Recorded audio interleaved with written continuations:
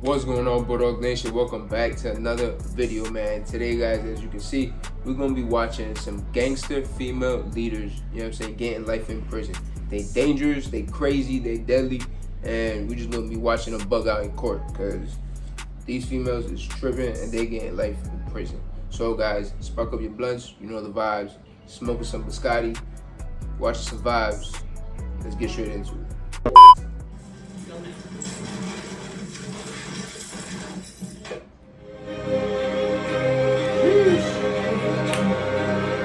Shout out, courtroom consequences. You know what I'm saying? Shout out, shout out.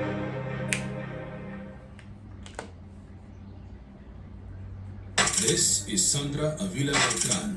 Corrupción. Pero no es nomás con el narcotráfico, hay mucha corrupción en cualquier ámbito social. Sandra is dubbed the Queen of the Pacific by the media and is a member of a Mexican drug cartel. Her criminal career is interesting because of her family connections, which have played a significant role in her career. Her family has ties to Rafael Caro Quintero, a former Guadalajara cartel leader. She's also related to the Beltran Leyva brothers, who were top leaders of the Sinaloa cartel. According to Mexican officials, Avila Beltran is the niece of Miguel Ángel Felix Gallardo, the godfather and boss of the Mexican drug trade. Her mother's family became involved in heroin smuggling in the 1970s and later expanded into cocaine. DEA officials claimed that Avila Beltran never shied away from using the violence that comes with the territory, and that she used the typical intimidation tactics of Mexican organizations. In her youth, she had affairs with several well-known drug barons and was married twice. Her husbands were ex-police officers who became drug traffickers and were later assassinated. Her relationship with Juan Diego Espinosa Ramirez, alias the Tiger, who is said to be an important figure in Colombia's Norte del Valle cartel, is credited with her rise to power in the drug world. She lived in Guadalajara, Jalisco, and Hermosillo, Sonora until 2001, when police discovered more than 9 tons of cocaine on a ship in the Pacific port of Manzanillo, Colima, and traced the shipment to her and her lover, Espinosa Ramirez.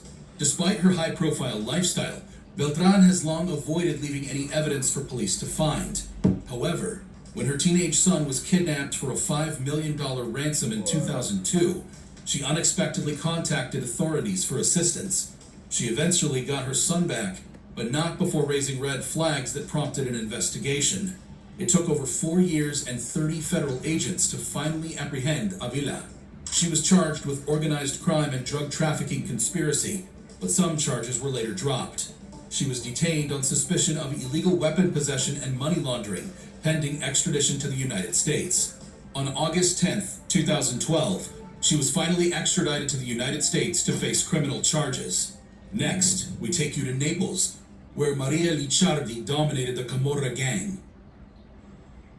Maria grew up in Secondigliano, a Neapolitan suburb, in the stronghold of the Licciardi clan, one of Naples' most powerful Camorra clans. Her entire family was involved in the Camorra, with her father, a well-known local boss, and her brothers rising through the ranks. Her husband was also a member of the Camorra, so crime was in her blood. Maria rose to the top of the criminal world and became one of Camorra's most powerful bosses. After her brothers and husband were arrested, Maria became the first female boss of the Secondigliano Alliance, a coalition of powerful Camorra gangs that controlled drug trafficking and extortion rackets in many Naples suburbs. She was a trailblazer, and the alliance grew more organized, secretive, sophisticated, and powerful under her direction. Maria brought many revolutionary changes to the clan, such as prostitution, which was previously prohibited under Camorra's code of conduct. This enhanced criminal activity and the clan's income. However, it also meant that many underage girls were enslaved and forced into prostitution, often while on drugs. However, Maria's reign ended when a disagreement arose over a shipment of pure, unrefined heroin. She refused to sell it because it was too powerful for the average user and would harm the Alliance's customer base. The Lorusso clan, who had always opposed her leadership, disagreed and packaged the shipment for street sale, resulting in the deaths of many drug addicts throughout Naples. This sparked widespread public outrage, leading to massive police crackdowns on the Camorra clans. Maria was arrested and jailed. Prisons do not impede the Camorra, and she still commanded the clan from behind bars. She was released in 2009 after nearly 8 years. In 2019, she escaped a massive anti-Camorra operation against the Secondigliano alliance. 71-year-old Maria was arrested in 2021 for being the leader of the Camorra gang while trying to board a flight to Spain. She was sentenced to 12 years and 8 months in jail. Just like Maria, we have Judith Moran. This is Judith Marianne Moran. Moran was from the notorious Australian Moran criminal family and had a life story that reads like a gangster movie script. This woman was born December 18, 1944, and participated in the notorious Melbourne gangland killings. Judy's first marriage was in 1963 to Leslie Johnny Cole. Johnny was tragically killed in a drug-related gangland conflict in Sydney in 1982.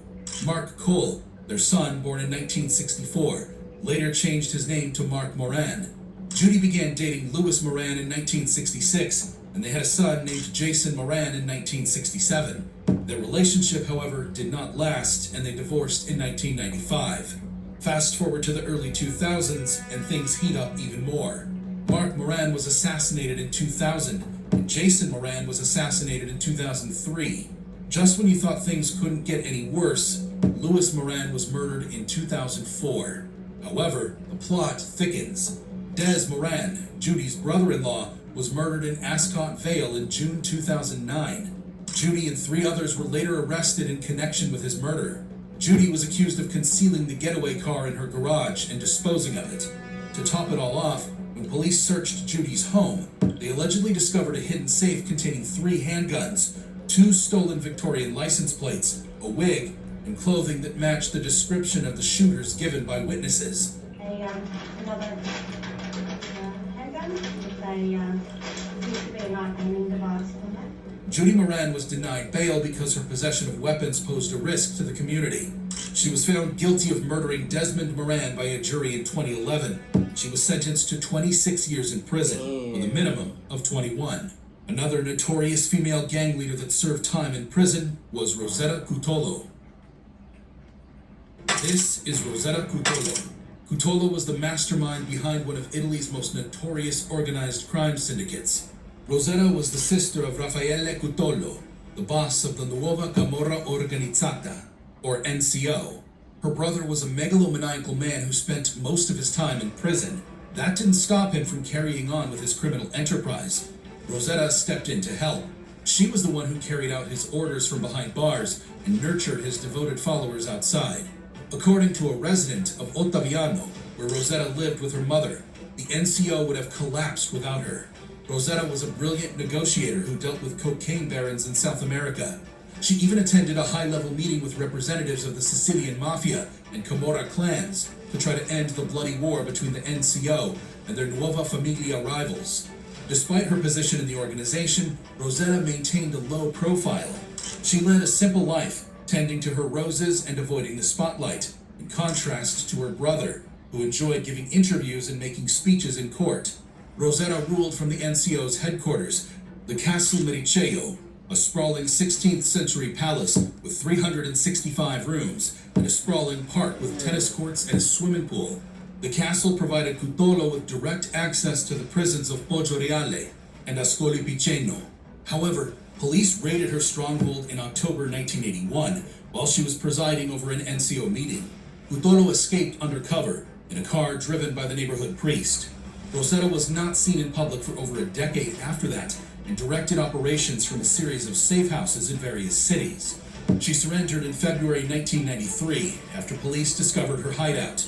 She was sentenced to 9 years on charges of mafia affiliation, but the sentence was later reduced to 5 years. She was, however, acquitted of 9 murder charges. Rosetta had convinced the authorities that she was harmless, and her frumpy appearance helped. Rosetta might have convinced the authorities, but that wasn't the case for Maria Leon. This is Maria Chata Leon. Chata is the boss of a whole criminal underworld. We're talking drugs, murder, the works. She has 13 children. 13. Unfortunately, one of her children, Danny Clever Leon, was killed in a shootout with police in 2008, and she wanted to attend his funeral in the United States. The only problem is that she is stuck in Mexicali, which is on the Mexican side of the border. Having served some time in U.S. prison, she is banned from re-entering the country. So, what does Maria do? She contacts a human smuggler, Alvarez Marquez, and requests his assistance crossing the border. And boy, does he deliver. The guy has previously brought some unusual items across the border, including a 3-month-old baby and a truck of Chinese workers hidden in a freezer truck. However, getting Maria across the border is a special job, and it will not be easy. Because her options are limited, Alvarez Marquez suggests that they assist her in jumping the border fence. She also suggested swimming beneath the fence through the highly polluted New River, which flows north from Mexicali to Calexico, California. Doesn't that sound intense? But things get even crazier. While Alvarez Marquez is on the phone with Maria's son, Francisco Real, he's unaware that the feds are listening in. They're looking into Francisco, who they believe is a top dog in the Drew Street gang, which is linked to Maria's criminal empire. From listening in, the feds learned about Alvarez Marquez's plan to smuggle Maria across the border. They followed up on the tip and eventually arrested him on conspiracy to smuggle, transport, and harbor illegal aliens. They also arrested up to 25 other gang members and illegal aliens. Maria Leon was sentenced to 8 years in prison. Hey, man. There you have it. There you fucking have it, man. These people are crazy. I don't know, man.